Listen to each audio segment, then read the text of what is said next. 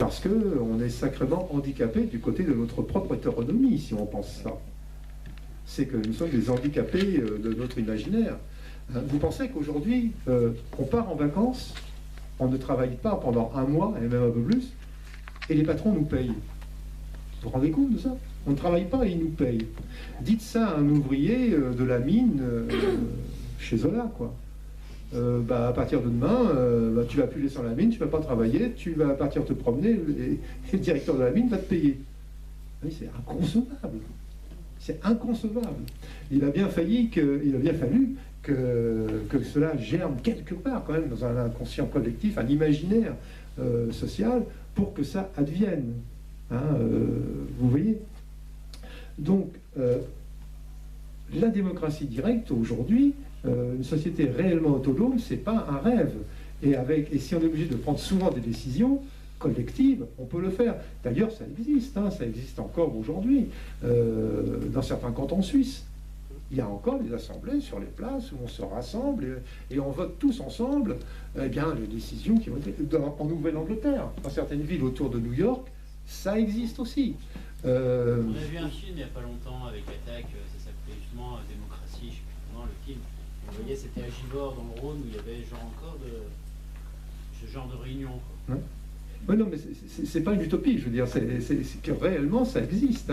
Et puis bon, on peut sortir aussi l'armée zapatiste, le Chiapas, etc. Où effectivement, les gens sont véritablement révocables, avec un turnover extrêmement important, pas de rémunération pour les charges électives, etc., etc., etc.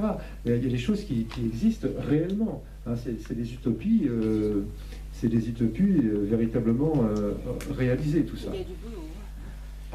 Oui, bien sûr, mais les utopies sont réalisables, Il y a du boulot. certaines.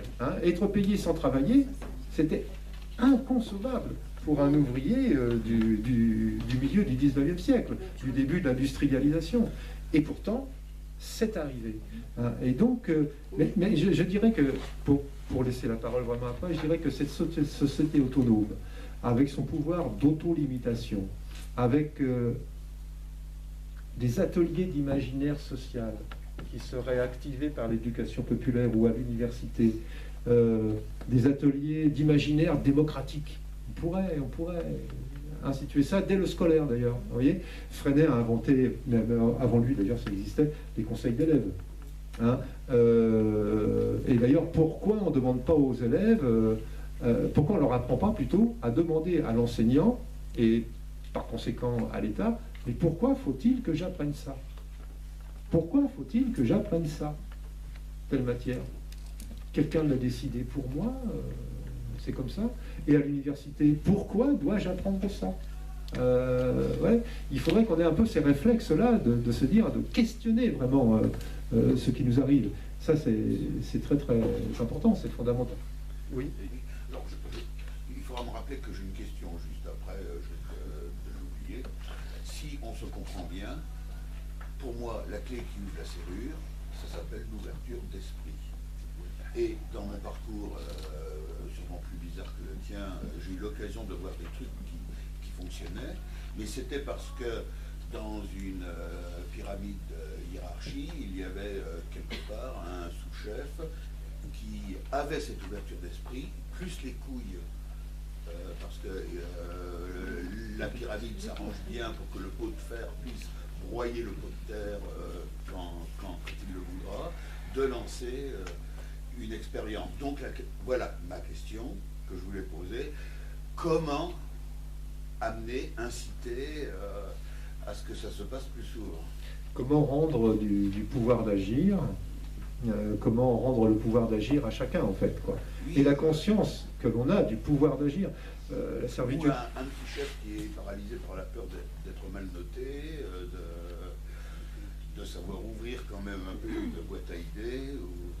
La réponse que je fais, mais je suis à nouveau dans l'utopie, mais pas tant que ça.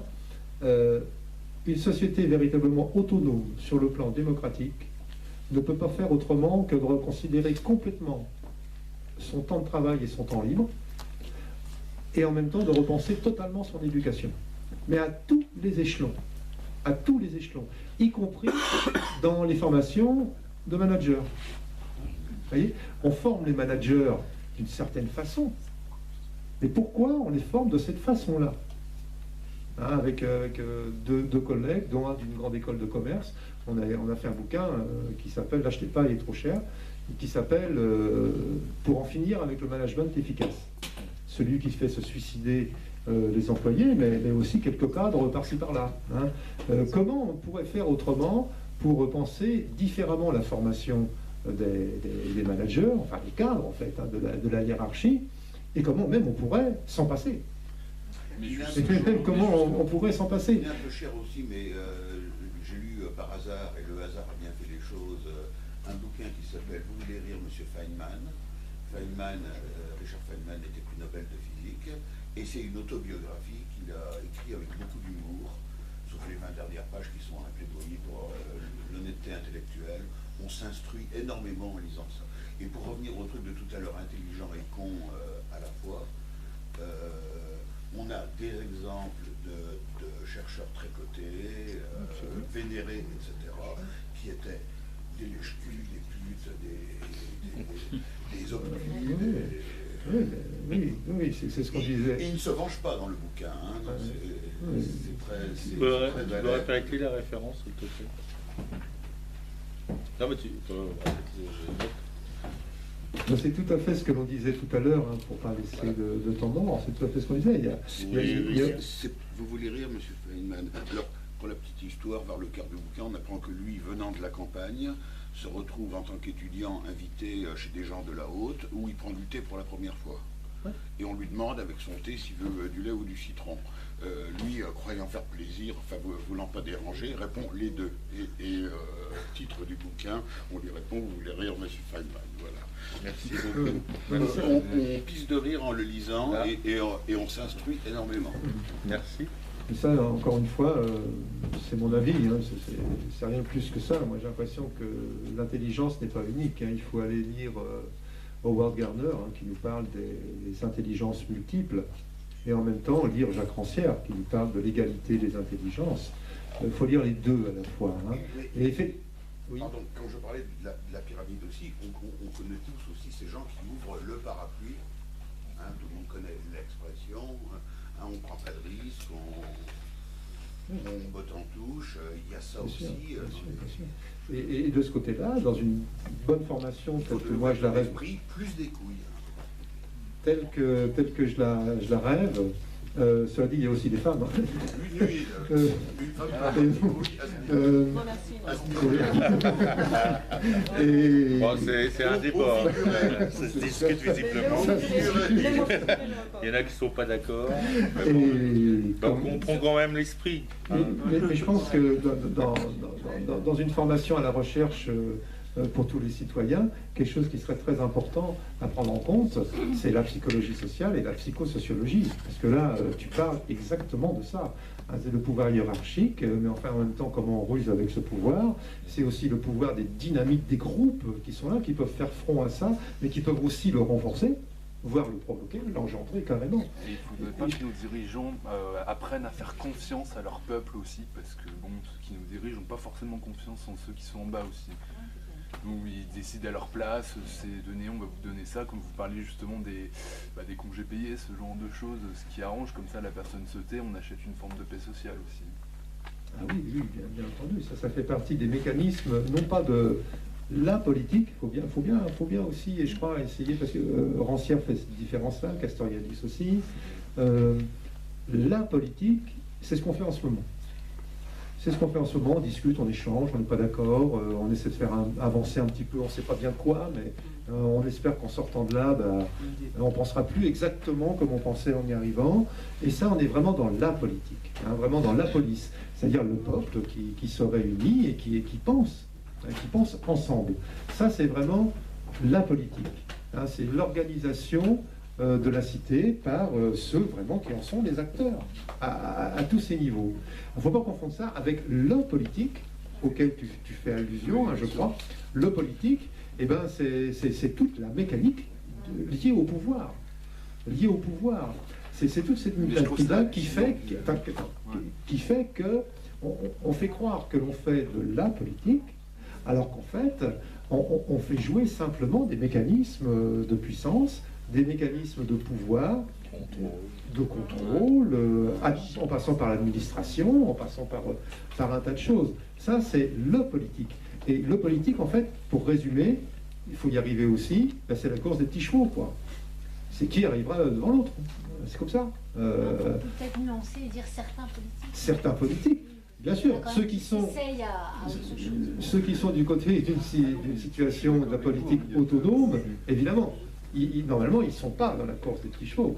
Mais ceux auxquels tu fais allusion, qui disent que le peuple, ça n'existe pas, enfin ce qu'on appelle le peuple pour rentrer dans la définition du peuple, ça n'existe pas, etc. Ils ne pensent pas comme ça. Ils ne sont pas du tout dans cette mécanique démocratique du tout. Ils font croire qu'ils sont dans la démocratie représentative. Il y en a qui sont tout à fait pour la démocratie représentative. Moi, je pense que c'est un leurre. Ça, c'est de l'imaginaire. Il y a plusieurs sortes d'imaginaire, comme j'ai dit, individuel, social, etc. Mais il y a aussi un imaginaire leurrant, dont on peut être l'objet nous-mêmes, d'ailleurs, quand on prône la démocratie telle qu'on le fait. Hein, il y a aussi un imaginaire leurrant, qui nous fait nous tromper dans nos utopies, en quelque sorte. Hein. Mais eux-mêmes, je pense que quand ils se disent « moi, je suis un représentant du peuple, j'ai été élu par le peuple, donc je suis dans la démocratie », je pense qu'ils sont dans un imaginaire leurrant, qu'ils ne comprennent pas que la démocratie qu'ils vont faire jouer, hein, il n'y a rien de démocratique, en réalité, au sens d'une société complètement détachée de l'hétéronomie, capable de se poser ses propres lois et de les autocritiquer. Voilà. Puis il y a le problème de l'argent aussi, les questions, tout le bien matériel qu'il y a autour, c'est toujours plus vivable, parce que là on parle de grandes choses, de grandes idées, mais il y a beaucoup de gens que ça n'intéresse pas. Les gens sont peut-être plus intéressés par le matériel qui rassure que la pensée en elle-même, justement. Enfin, certaines personnes du monde. Oui, tout à fait. Après, il y a de multiples ingrédients hein, dans cette affaire qui entrent en jeu. Mais surtout, moi, vraiment, ça ramène au titre. Hein, c'est quoi, j'ai oublié le titre. Est-il possible d'éduquer à la démocratie? À la démocratie. Ouais. Je pense que je m'en vraiment... suis voulu comme de ce titre-là, mais en même temps... Non. Comme j'ai eu l'acquiescement de l'intervenant. Puis c'est bien parce que ça m'a fait complètement déstructurer ce que j'avais prévu. Quand j'ai vu ton titre arriver il y a une semaine... il y a longtemps. Il y a 2 semaines, enfin, ça fait un mois qu'on Tout à l'heure, je parlais d'exemplarité. Eh ben, avoir de l'ouverture d'esprit et des couilles, on donne un exemple aussi en faisant ça.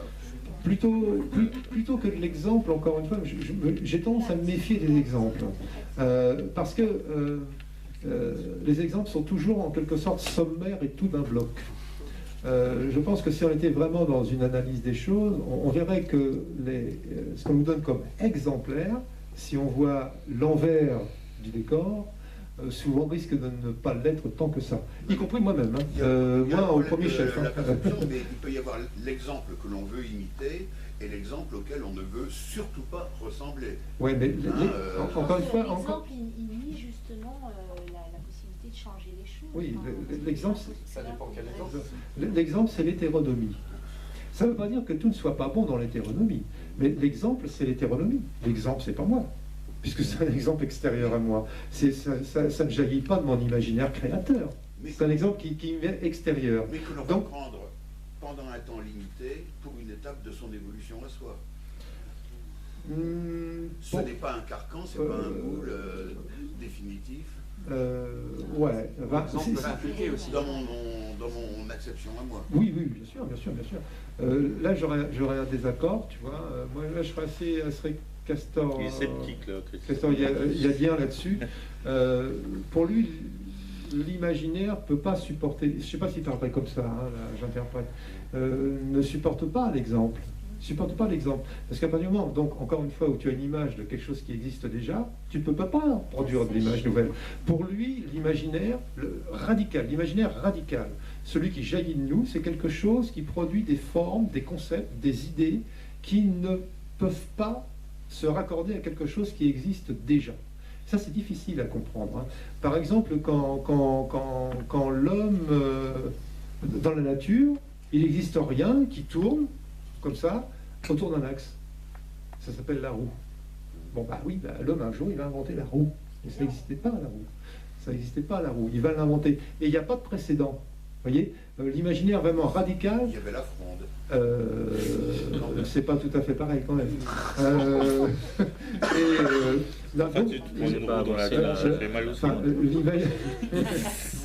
L'imaginaire radical, c'est vraiment, pour Castoriadis, celui qui est capable de produire des formes ex nihilo. Ex nihilo. Ouais.